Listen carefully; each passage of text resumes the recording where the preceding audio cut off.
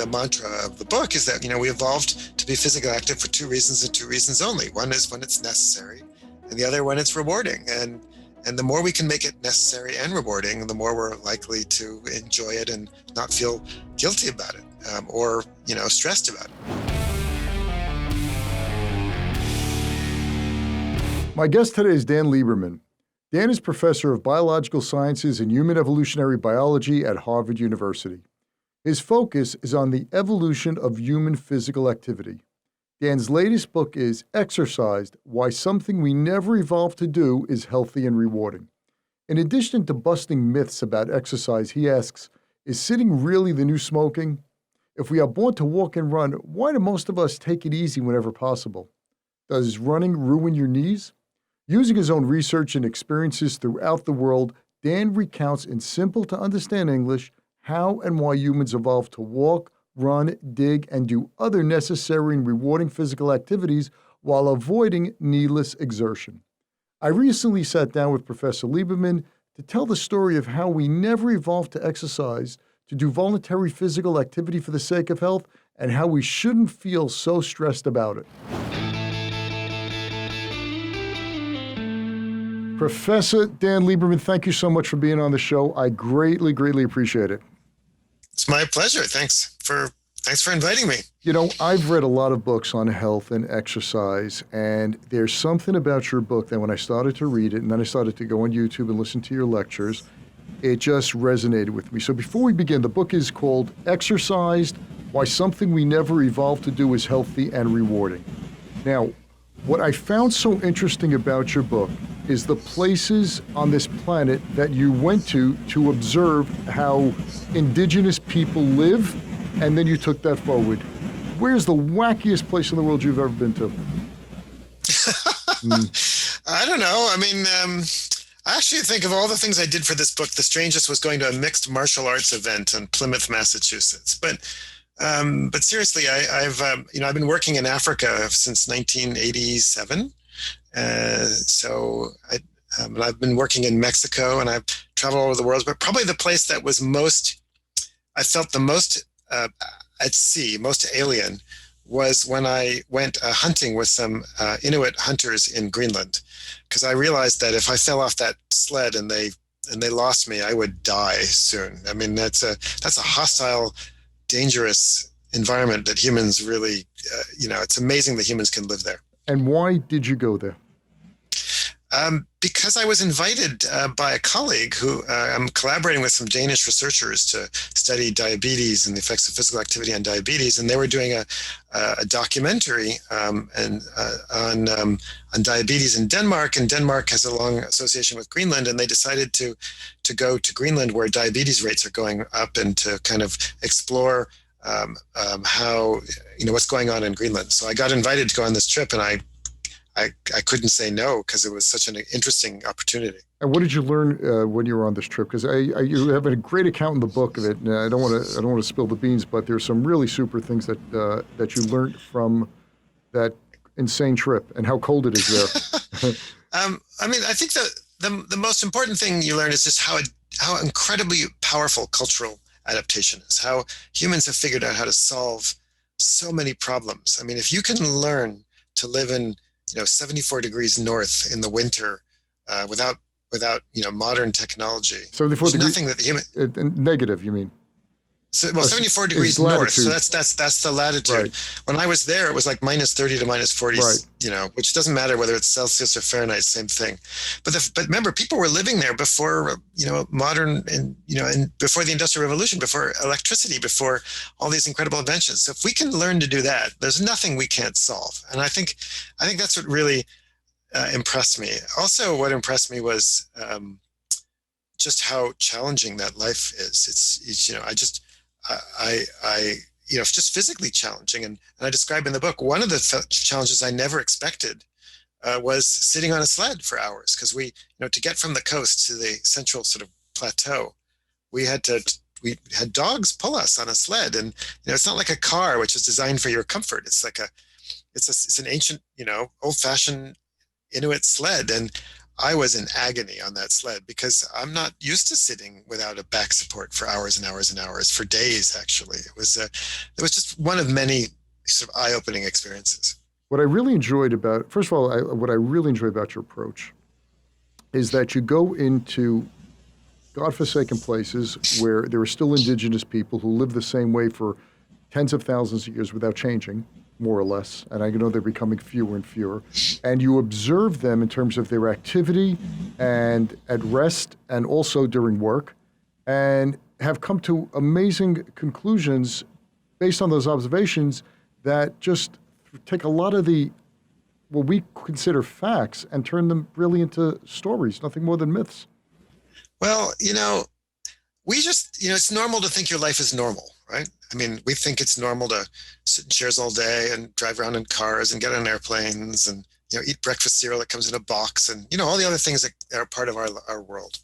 And they are normal to us. And there's nothing wrong with that. But I'm an evolutionary biologist and an anthropologist. And my job is to try to think about how our world differs from the way humans mostly lived for generations, for thousands of generations. I mean, even the way you and I live today compared to where our great grandparents lived is astoundingly different. And yet we don't often think about how that affects our bodies. I mean, we sort of know that at a sort of general level.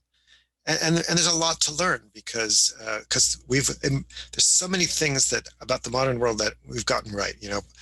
Life expectancy is extraordinary today. Infant mortality is incredibly small. We're just think how fast we were able to come up with vaccines for the coronavirus. I mean, it's impressive. It's incredible. It's amazing. And yet we also have higher rates of cancer and heart disease and diabetes and all kinds of other diseases that used to be rare to the point of non-existent. So I think we can have our cake and eat it too. I think we can enjoy all the wonderful benefits of the modern world, but do much better by learning about how our bodies work in the environments that we've created and how we can kind of have the best of both worlds. So just give me one example. I know you give tons of examples in the book of ways not me talking 1,000 or 10,000 years ago, but just our grandparents lived in terms of a sewing machine. Just expand on that for a sec. Yeah, so my grandmother had one of those old-fashioned Singer sewing machines, right, which she pedaled with her foot.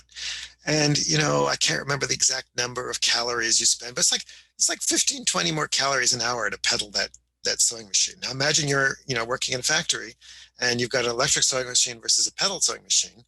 Well, it turns out just that, just pedaling that sewing machine, for several hours a day, for 5 days a week, for, 50 weeks a year, that's a lot of calories. That's a lot of physical activity. And then you add to that, the elevators, the escalators, the shopping carts, etc.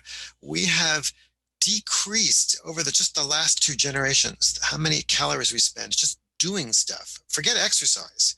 Just the calories we spend in normal life, we've decreased by 200 to 300 calories a day.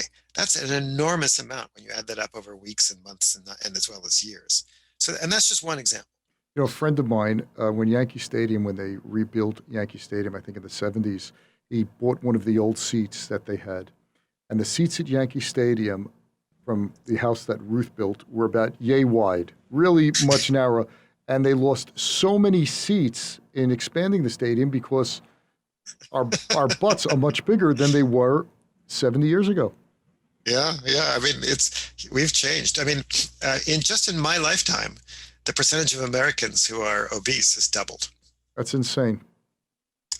It's doubled. So, and with that comes, a lot of trouble. But the reason I wrote this book is that we're often in the blame game here, right? We're often trying to make people feel bad about their physical inactivity. We make people feel bad about being overweight.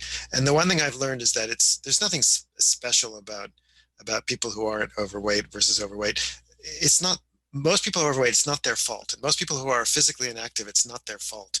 And what we do though is we make people feel bad. We make them feel exercise. That's why I titled the book I do. Make them feel anxious and confused and nervous and blamed and shamed. So wait, hang on a second, Dan. Why isn't it their fault? People look, 1 second, hang on a second. Let me just build a case, because this is what I was overweight most of my life, and growing up, it was my mother would tell me I snacked too much, or I didn't go out enough, or I didn't play enough sports, or whatever it was.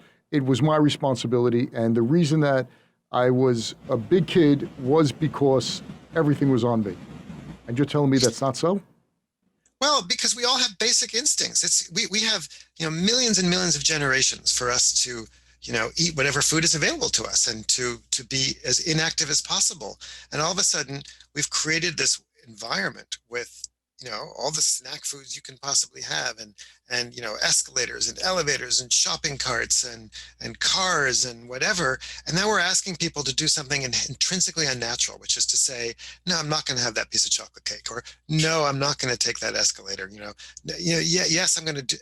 Like, think about a treadmill. Like, one of the, getting on a treadmill, a noisy, expensive, nasty machine that nobody really likes. Let's be honest. That you trudge on for hours and hours, a week, because it's like cod liver oil.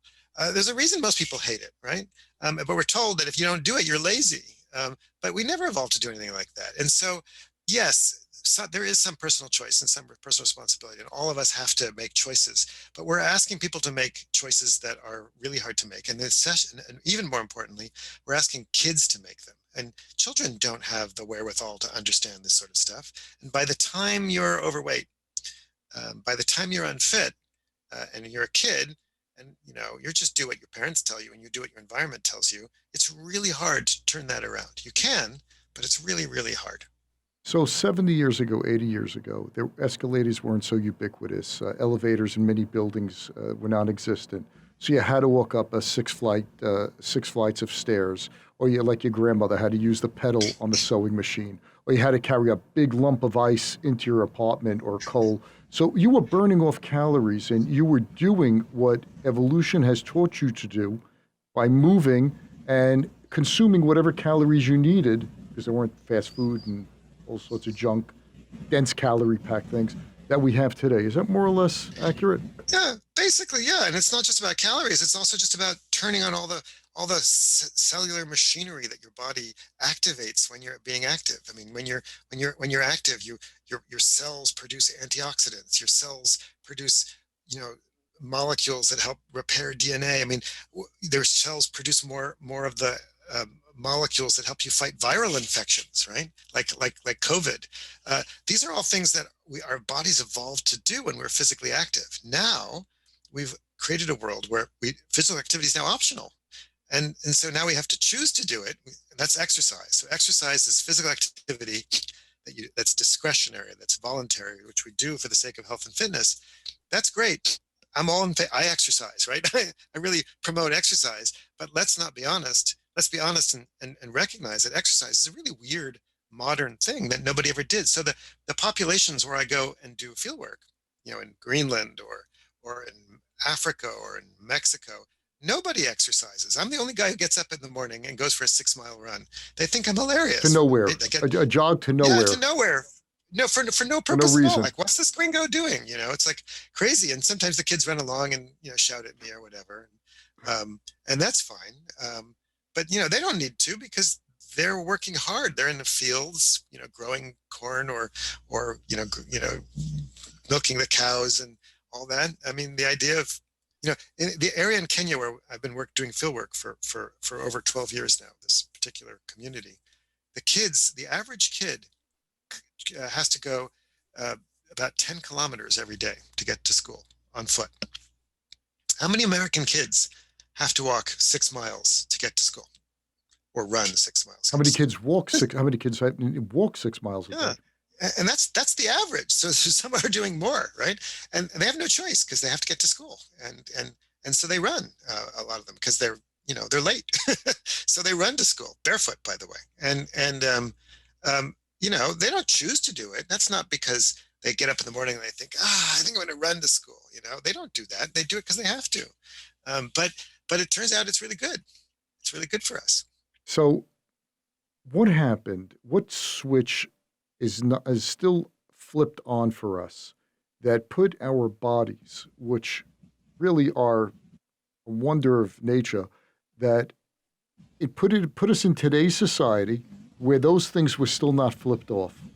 For example, we're still trained, if you will, or programmed to conserve calories and not burn them for the family. So if we see stairs or we see an escalator, why is it that I think you wrote 5% of the people take the stairs, 95%? Yeah.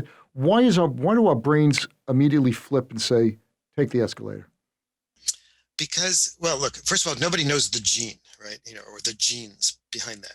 So those are undiscovered, but it's clearly an instinct, right?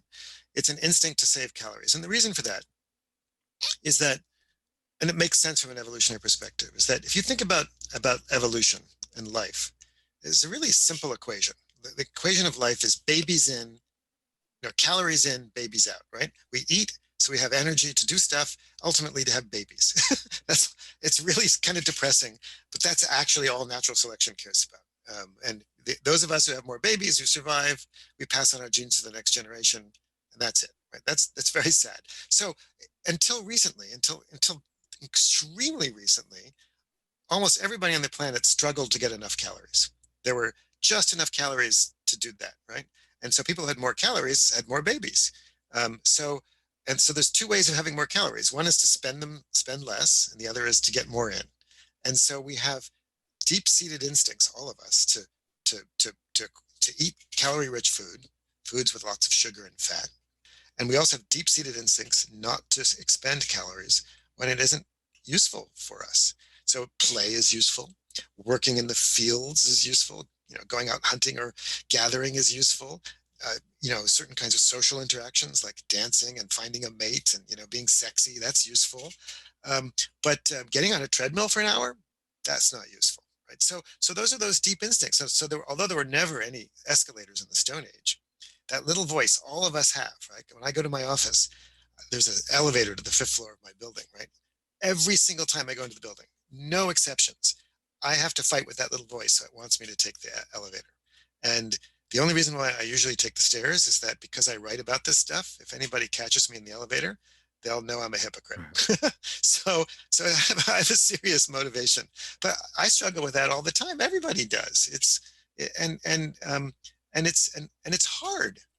It's really hard to overcome that. Now imagine I were super stressed. I had 2 jobs. I had screaming kids. I mean, all these various things I have to deal with. I'm not going to take the stairs. Of course, I'm going to take the elevator. See, I always find that, you start to rationalize. I have to get there quicker, or I'm going to miss the plane, or what have you. Take that walkway. And I always fight with that, trying to be logical and saying, I'm going to sit on a plane for 3 to 6 hours. Let me get moving now. So I usually take the stairs. And it's just unbelievable to me that people are waiting in line to take that escalator, and in maybe it's 10 steps, 20 steps, and I'm up at the top already. But I guess it's, as you're saying, it's that, it's that little voice that is trying to tell us, save those calories. Yeah, of course. And then the other phenomenon, which I'm sure you know very well, is hyperbolic discounting, right? We value short term more than the long term, right? Bird in the hand is worth 2 in the bush. And so I think myself, well, if I just take the elevator this time, it's only once, right? Tomorrow I'll take the stairs, right? I'll just take that teaspoon of sugar today in my coffee. Tomorrow I won't, right? It's just 1 teaspoon. And of course, we all know that, if you keep doing that, and those little doses add up over hours, days, weeks, and years, and they turn out to be rather meaningful. So if you calculate, if you're one of those folks who's trying to cut down on your sugar, just do a little simple calculation about how much sugar you would consume less if you just didn't put, sugar in your coffee, for example. I'll make a bet it's quite a bit. Yeah, no, you got me thinking when I was reading your book about your grandmother on the sewing machine pedal. I think you wrote somewhere the equivalent of 1 or 2 marathons a year in terms of calorie expenditure. Yeah. So right there is several, 5, 6 pounds that you could easily gain per year. In 5 years, that's 25 to 30 pounds overweight. Just that she kept in check, or anyone could keep in check. Yeah, it's true. I mean, these little things add up. It's astounding. But it's very hard to kind of think about that in the here and now, right? And we're asking ourselves, right? I mean, you've probably read, about behavioral economists and the slow brain and the fast brain, and our fast brain is our instincts basically, and we have the capability of overriding our fast brain with our slow brain, but it's work, it's effort, it takes training, and also it takes some wherewithal. And there's a reason that today, and there's a, for the first time in history, people who are, used to be that people who were wealthy, the elites, could afford to be inactive, hang around on couches all day and be served and whatever. And everybody else was thin and active. It's for the first time in history, that's been reversed. It's now people who are wealthy, who have time, who have money, who have the ability to go and exercise, whereas everybody else is commuting and working jobs that prevent them from being physically active. And they're the ones who are struggling more. I think Runner's World, somebody told me, I'm not sure if this is true, but that like Runner's World has like the second highest per capita income of any magazine. Hmm. I don't know if it's number two, but it's certainly up there. And if you go to, Ironman or marathons, you see, there are a lot of people who are, well-to-do, well-off, middle-aged, successful people who are picked up marathoning. You can't be a marathoner if you've got a, if you got a hard, serious, difficult day job with a long commute. Or you have two jobs. You have a night job. Yeah, or exactly. Or you're a single parent. It's very difficult. How much time you need to devote to spare time, to exercise time. Right. Yeah, exactly. So you go into these places on planet Earth where you see indigenous people living there as they've lived for many, many centuries, generations, zillions of generations, and you monitor what they do, and more importantly, the myths that we've developed, thinking that this is what they did and which they don't do. So, for example, they are always moving. They don't rest. They don't slouch. They don't do anything. You just turn that totally around. Yeah, well, if you spend time in I mostly work in farming villages, so I'm really interested in subsistence farmers. And, if you walk into a farming village in Mexico or Africa or whatever, sure, people are working hard in the fields a lot of the day, but when they're not working hard in the fields, they're plopped down under a tree. They're sitting, they're resting. You walk into these villages. I've had the good fortune to go to a few hunter-gatherer camps and meet some hunter-gatherers. You walk into camp, everybody's sitting, and so people have put sensors on folks in these communities, and it turns out they sit as much as we do. They sit like the Hadza, which are a very famous group of hunter-gatherers in Tanzania. They're famous because they're one of the few, and people have been studying them a lot. Well, one of my former students, Dave Reichland and company, they actually put sensors on the Hadza. This is not work I did, but this work that they did, and they found they sat on average 10 hours a day, which is pretty much the average amount of time a middle-aged American spends sitting. So the idea that we sit more than hunter-gatherers is just completely made up. It's just not true. It's also, I love all the not true things because you tell people this, they look at you cross-eyed. Slouching, slouching in a chair. That's another thing that you've observed these people do. Yeah, everybody slouches. There's a reason we slouch. When you slouch, you spend less. It's such energy sitting. And there was a German orthopedist named Staufel in 18 something who decided that this is when the chair first became commercialized. So until about 1850 something. Almost nobody could afford a chair with a back because they weren't mass manufactured. So people sat on stools and benches, really. And it wasn't until the Industrial Revolution got going that chairs with backs became common, and that average everyday people could buy them. And this so horrified Staufel and other German orthopedists that they decided that this is going to be really bad, and that people, when they sit, should sit the same way that they stand. And this is where this idea about posture came in. And ever since then, people have been scolding people like me for slouching. And yet you go to an African village, everybody's slouching when they're sitting down. If their back is against a tree, they'll slouch. Most of the time they can't because they're sitting on the ground, but or they lie down or whatever. So I was kind of interested by this, so I started delving into the literature, and there's a lot of research on the relationship between posture when you're sitting and your likelihood of back pain. And it turns out we've confused cause and effect. So people who slouch, turn out they're not more likely to have back pain than people who don't slouch, even though we're told that all the time. What is the case is that people who have weak backs are more likely to have back pain, and people who have weak backs are more likely to slouch. So that's the relationship, but it's not the slouching itself which causes the back pain. It's the weak backs, which is caused by, sitting all the time on a chair like I'm sitting on right now, which has a backrest, and that enables me never to have to use my back muscles. So you know, go ahead, slouch, but don't, don't worry about the slouching, because the slouching itself is not causing problems, but rather if you can't sit up straight, that means you probably have a weak back, and that's what you should worry about. So we're confused between causation and correlation. That gets messed Absolutely. up all the And time. we do that all the Yeah, time. yeah. It's one of those, thinking fast, thinking slow. It's one of those things we like to come up with a quick answer without thinking it through. Yeah. That's it. Another thing that I've noticed when I started working out years ago, not years ago, well, maybe when I started rowing, I bought a rower, and I look at it and I feel guilty if I don't use it.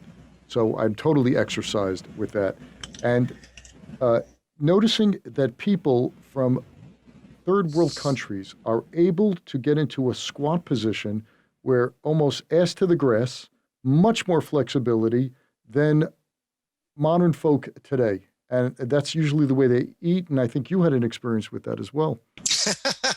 Yeah, I mean, I'm a terrible squatter, because I'm stiff, and I'm a runner, and runners often are pretty stiff. And I'm trying to be less stiff. I'm trying to stretch more, but I hate I'm not very stretching. good at it. That's another thing. Could you tell me, is something in our genes? I hate to stretch. It's Well, the funny thing is, I never see anybody in these communities stretching. They're just naturally more flexible, I think, because they don't, sit for long periods of time in chairs or who knows what. But anyway, so I was at this campfire, watching some women roast a tortoise. Complicated story, but anyway, and I was trying to be, ho hum about it, and be like, just kind of watch the scene, and you know, it was kind of and I was sitting in between two old ladies, two women, and and my legs were on fire because I'm really bad at squatting. I was just in agony, but I was stuck. So I described this in the book, but I actually fell into the lap of one of these ladies because I just lost it. I just kind of I just tumbled into her lap. They all thought this was really funny. This awkward. And they were able to American. squat well into their elder years, where most people in America, the older people, they just can't even get out of a chair. And these people are That's able to right. squat.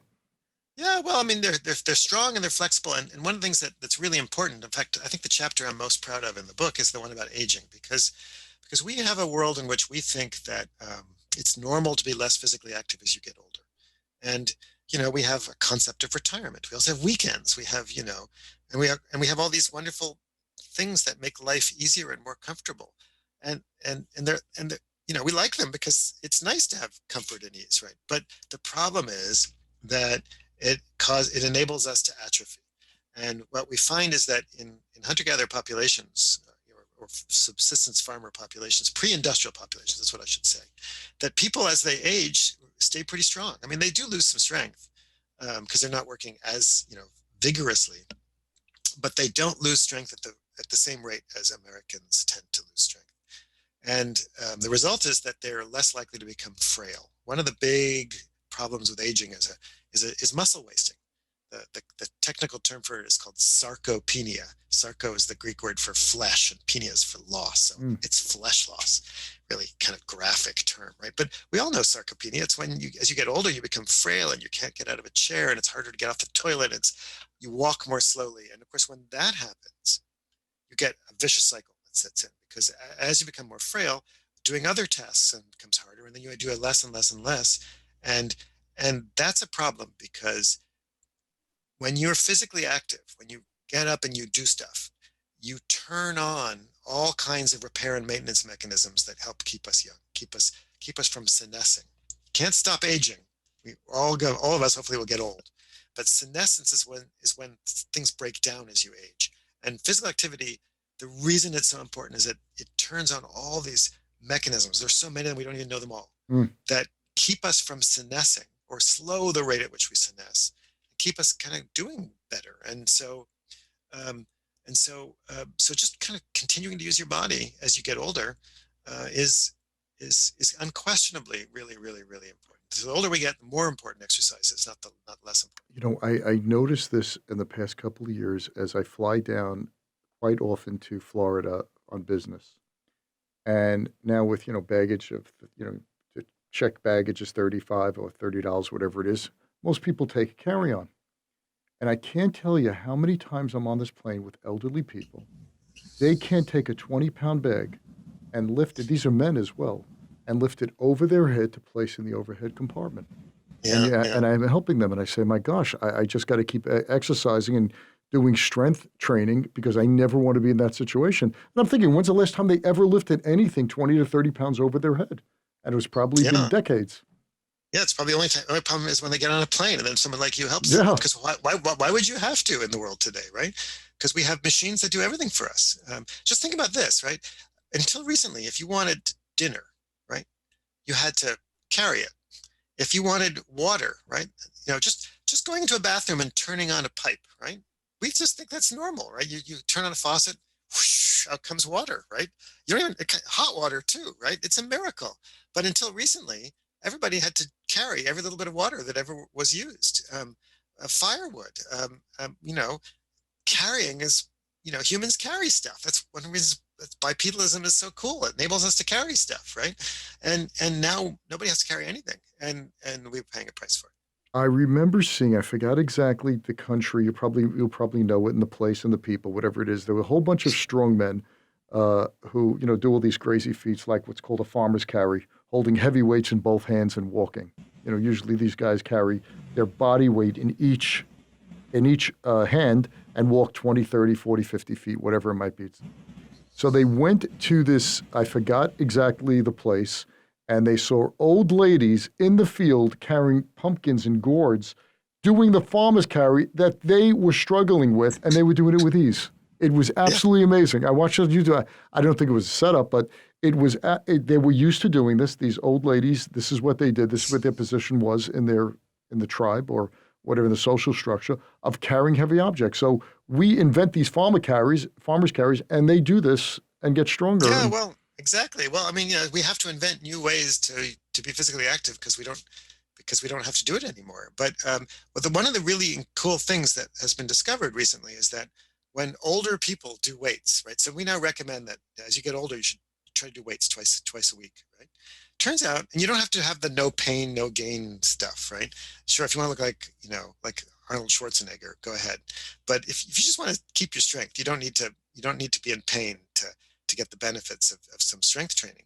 But what we found is that even down to the genetic level, you don't lose the ability to respond to those loads. So, if you're in your 70s and you're weak, go to the gym. You can get that back. It's never too late, and that's another important fact. You don't have to be super strong. You don't have to be super ripped. You don't have to go do crazy workouts that make you in pain.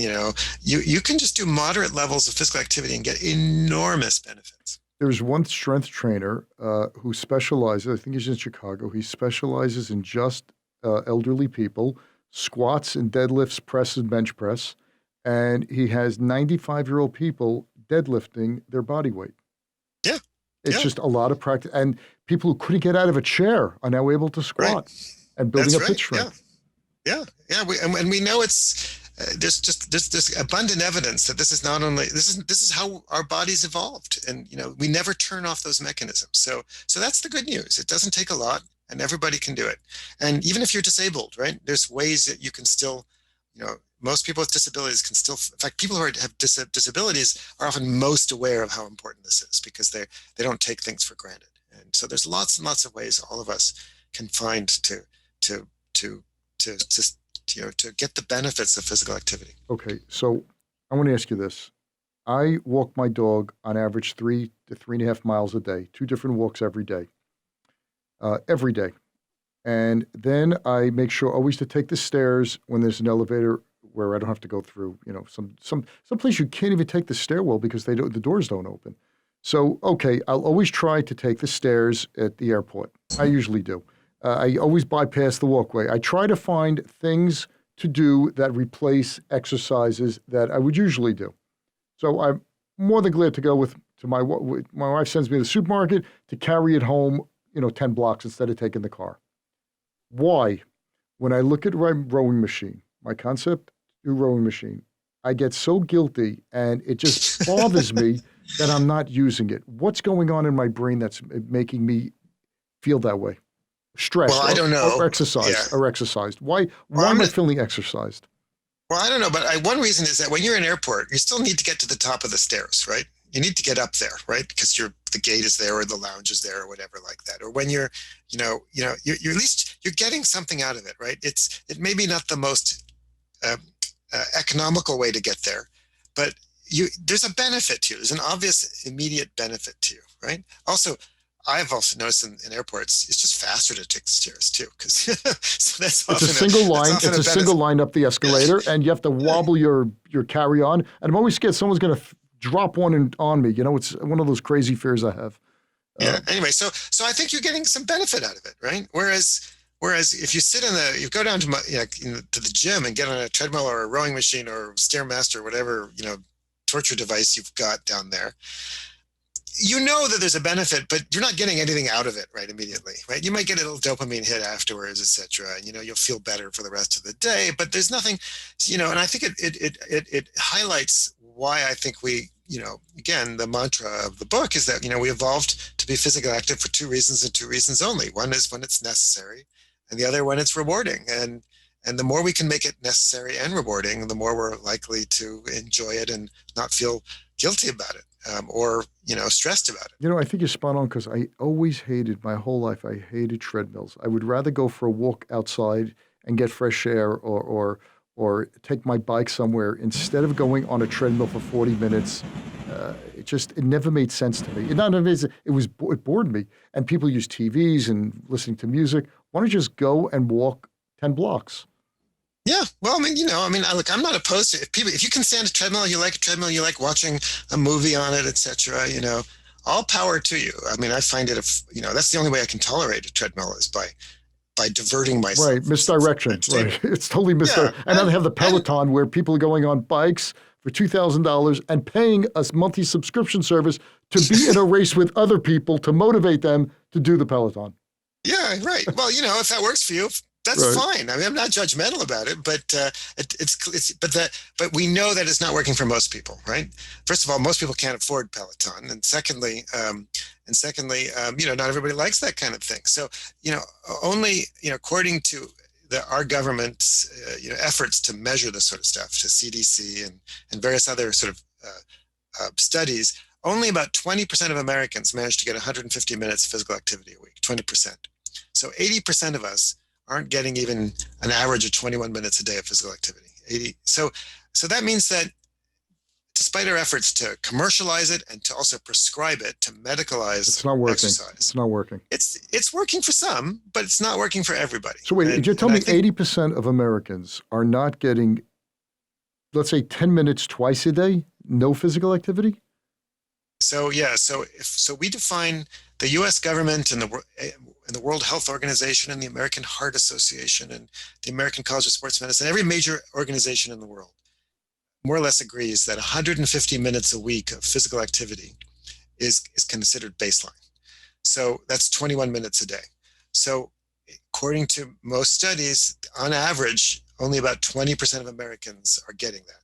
So that means that, 80% of us aren't managing to get a total, if you add it up over the day, 21 minutes a day of moderate to vigorous physical activity. Give me an example of moderate to vigorous activity. So we define that as basically getting your heart rate up above 50%. So that would be like a brisk walk. A brisk walk is moderate physical activity. So you don't have to even be running. Climbing the stairs, that's all moderate activity. Running is vigorous physical activity. Playing a game of soccer or swimming is vigorous physical activity. So we're just not getting our heart rate up very much. So 17% or 18%, I think now, of our GDP, I don't know how many, I think it's $3.5 trillion is spent on healthcare, and just increasing as years go on because the population is now aging.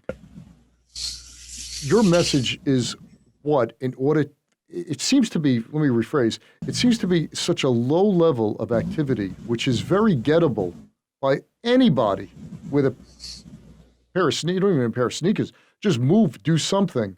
What's the barrier to entry? Why is that taking place? You're right.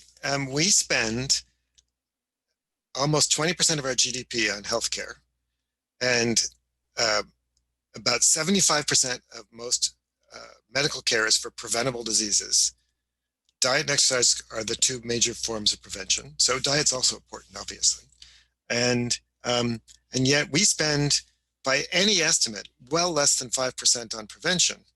And there's a number of reasons. Well, one is that our medical system is not designed to prevent disease in the first place. You go see a doctor after you're sick, not before you're sick. So our medical system is really designed around treatment, around prevention. And there's really we don't have as a society really a structure that's really devoted towards prevention. So schools of public health are into that game, but they're not that many schools of public health, and they don't have a lot of power, right? And then the other is that we just have created a world where it's, nobody's making money really off prevention that much. I mean, so health clubs are, that's all good. There are products, plenty of companies out there producing healthy foods. That's good. But there's also plenty of other companies out there that are making money off our instincts, right? Comfortable shoes and, escalators and, all the things that make our lives more comfortable and easy. And we buy them, right? Because we want them, right? Because it's nice. Comfort is nice, right? So we need as a society to figure out ways to help each other, and simply, scolding each other or making people feel bad is not functioning. So I think we need to, I believe in, I really like the kind of nudge philosophy of libertarian paternalism. I don't think we should be, we can't force people to exercise. That's not going to happen, right? We can't, just like we can't prevent them from smoking, right? If somebody wants to smoke, that's their right. If somebody doesn't want to exercise, that's their right. But most of the people who don't exercise want to exercise. And if you ask them, it's because they say they don't have time or they don't like it, or, there's a whole bunch of reasons. And I don't think that we are doing a very good job of helping those folks. And part of that is because I think we haven't really looked at this phenomenon, I think, with the right lens. And I think this evolutionary anthropological lens helps us rethink exercise, because again, I know I sound like a broken record, but I think it's the key central message, which is that we're telling people to do something which is fundamentally and intrinsically abnormal. And once you know that, I think that's empowering. Like when you're at that escalator and you're about to, that little voice says, take the escalator, take the escalator. We all have that voice, right? If you know that helps you override it. That little bit of knowledge is, I think, very empowering. Or think about time. If you know that just 21 minutes a day can lower your relative rate of dying, your risk of dying, by 50%, right? You lower the death rate by 50% by being just physically active 21 minutes a day. That you don't have to go run a marathon. You don't have to go work out like a madman in the gym. You don't have to do crazy amounts of stuff. You can just do a moderate amount of physical activity and have an enormous benefit. And I think that's also empowering. And then the final thing is that if you hate being on a treadmill, you're normal, right? We need to help people find ways to make physical activity necessary and rewarding, right? And to me, I think the solution to that is to make it social, right? And there are tons of ways that we could, as communities, help each other promote more sort of social forms of physical activity, like dancing. Like one of the places that I work is Chihuahua. And in the city of Chihuahua, on many evenings in front of the church, there are just people dance. They're like little kind of groups come, and somebody's playing some music, and anybody who wants to can just dance. It's like it's delightful. It's charming. Why don't we do that? It would cost, like, how much would it cost to have a little oompa band, or a jazz band or a rock band or whatever in various town squares, and people could dance, and everybody loves dancing.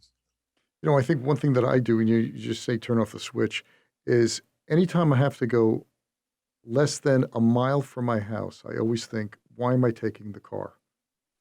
Because I know I walk pretty quickly, so it'll take me around 14 to 15 minutes to walk there at the pace that I do. I take the car, then I'm going to get aggravated because there's no parking in Brooklyn, and it's not worth it. So I really try to stop myself, but as you say, it's just so much. Your brain just says, just jump in the car. It's much easier. It's that fight. Yeah. So my question to you is, and you've been studying this for so many years, and you're seeing these people. How do we take Americans?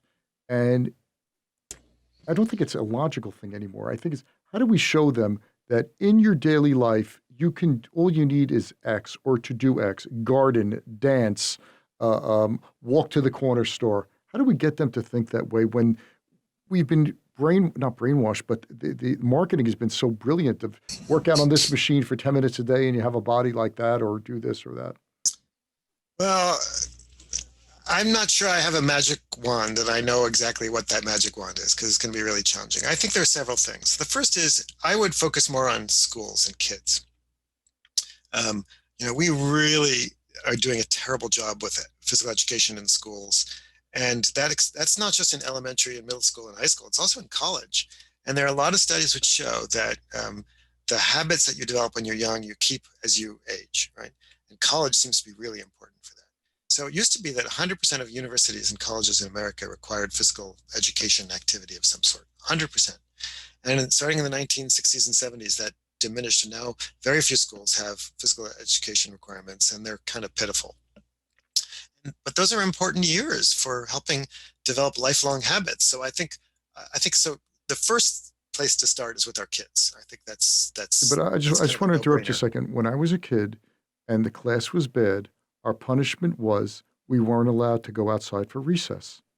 And it never, here you have kids that you just want to get some fresh, and we're made, you're talking about movement and doing things. We had to sit in a classroom for 3.5 hours or so, lunch, and then sit in the class for another 3.5 hours. How are we supposed to be moving? Forget about gym. Gym was only twice a week. It wasn't daily. We had to sit straight. And I was always a kid who fidgeted around everything. I used to get sent to the principal's office because I wasn't sitting still. Yeah, well, I mean, this is a problem, right? And it's something that we can and should address. And it's not like we don't know that that we don't know what we need to know to solve this, right? I mean, it turns out there have been plenty of studies which, when teachers worry that, or school administrators, not teachers, it's school administrators worry that, if you don't have, if you have more recess and playtime, then students will learn less. Actually, that's been disproven, right? We know that that's actually not true because you get back more concentration and you get better memory and you get better mood and whatever. And there's like, it's not a trade-off in the slightest. So that's one thing. So yeah, I mean, this is just a no-brainer, right? But it's going to have to take, I think, a concerted sort of general social action. It's a political issue. It's a parents issue. I think parents have to rise up against school committees and school boards and whatever, and demand what's sensible and normal. So that's going to be, and I think most people understand that. I don't think that's going to be. I don't think it's a big lift. I think people know that. I think it's everybody and their grandmother knows that, right? This is not. This is not. This is not contrary to common sense. I think the larger kind of issue for older folks, for the rest of us, middle-aged folks and older folks, is much more challenging, and I think that's going to require us taking a kind of broader view of physical activity. Because again, we tend to think of physical activity now as an optional kind of chore, like taking cod liver oil, right? It's no fun, and the various ways that we have to promote physical activity aren't very enjoyable for most people. So, I mean, some are like Zumba classes, and I mean, it's amazing. I mean, I know friends now who during this pandemic are now exercising with each other on Zoom, which is so cool. I mean, that's wonderful, right? And they're looking at each other across God's time and space, and they're doing jumping jacks and whatever, and that's great. We need to come up with more ways to do that, and just make it fun. And big government program, I'm not sure if that's going to succeed, but certainly it's going to have to be a social shift in terms of getting the word out, but also encouraging it. And maybe this is where a small amount of money on sort of just public service announcements. I'm not sure. I'm not. This is not my job, right? I'm not a. I don't know. I'm not a. I'm an evolutionary biologist. I'm not a You psychologist. find the problem basically. Leave it to others to figure out how to Well, work that out. I would love to figure it out, but it's unfortunately that's not the skill set I have. But it's a psychological issue, right? So we need to get people whose job it is to help, change, um, change our behaviors involved. But I think we need to get them thinking like anthropologists. We need to get them thinking, because if you think only about like what Americans do, you're going to miss a large part of the portion of the picture. And I think we need to take a broader view. It's funny, but when I say to people, exercise is abnormal, people in the exercise world, they look at me like I'm from Mars. Like, what are you talking about? And I explain, and they're like, oh yeah. I mean, we just haven't got this first basic insight down. Once we get that, I think there are you can use that to do a lot of other things. So What is the minimum that someone would need that you would prescribe? I know that's not your field, but basically in these cultures where you've seen the average person, I'm not talking the outliers, the average physical activity that one would need living in America today, how would they get that? Well, first of all, the the the first thing you need to know is that in terms of like we like to prescribe a dose, right? Everybody wants to know how much to take, how many pills to take, and whatever. And so we want to know how much exercise to take. If you look at the data, the important thing to recognize is there is no one dose, right? If you're doing none, anything more than none is good. And it's true. If you only exercise an hour a week, right? It doesn't have to be like super vigorous, like moderate exercise. You can lower your relative rate of dying by about 40%. 50, double that to 150 minutes a week or so, and you can go further down. So the curve eventually it kind of flattens out. So you don't need to run marathons to get health benefits of physical activity. So I think we need to, first of all, just, if you're struggling to exercise, whatever you do is good. And you don't need to do a ton. So that's the first thing.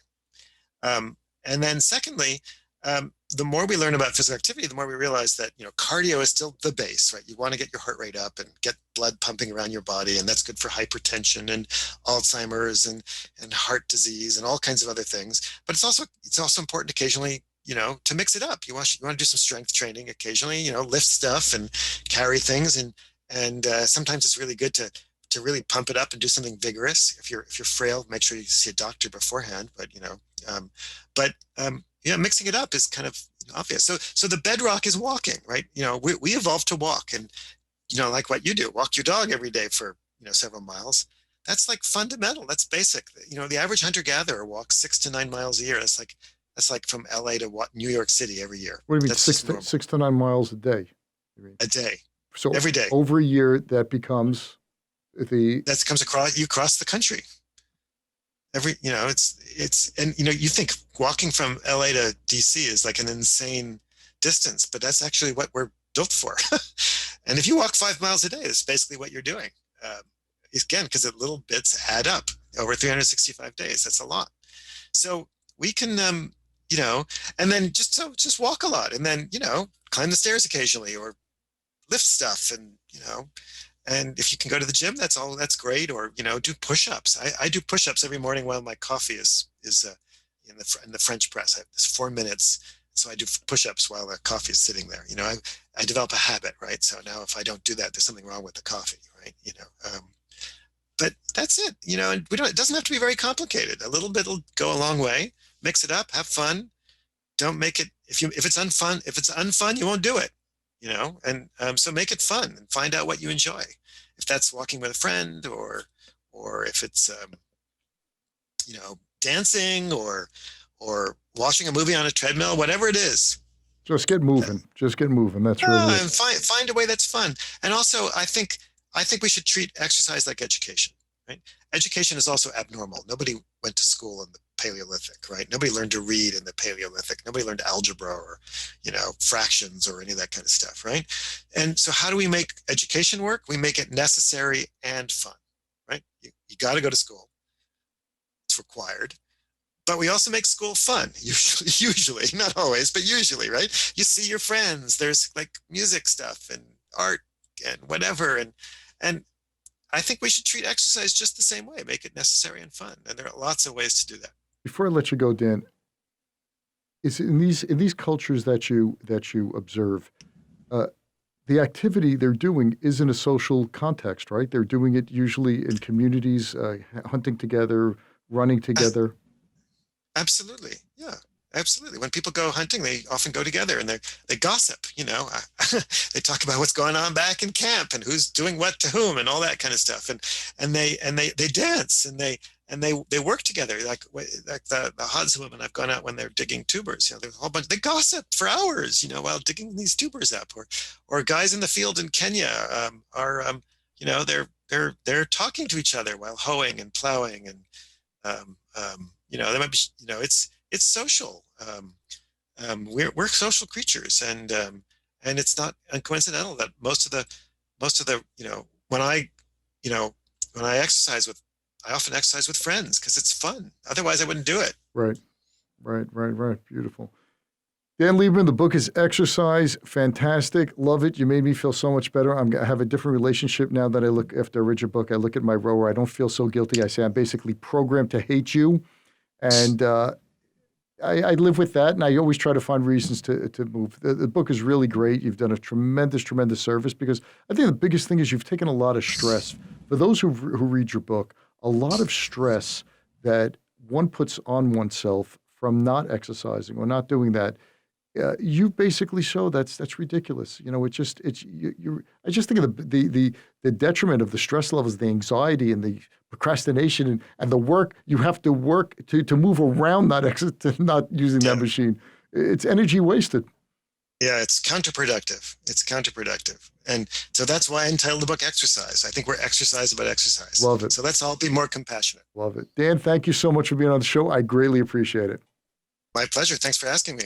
Thanks for listening to this episode of The Charles Mizrahi Show. If you're a new listener, welcome. If you've been listening for a while, we're glad to have you back. Either way, we'd love to know what you think of the show. Please leave a review if you listen on Apple Podcasts. Reviews make it easier for others to find the show. You can also see the video of the interview on the Charles Mizrahi Show channel on YouTube.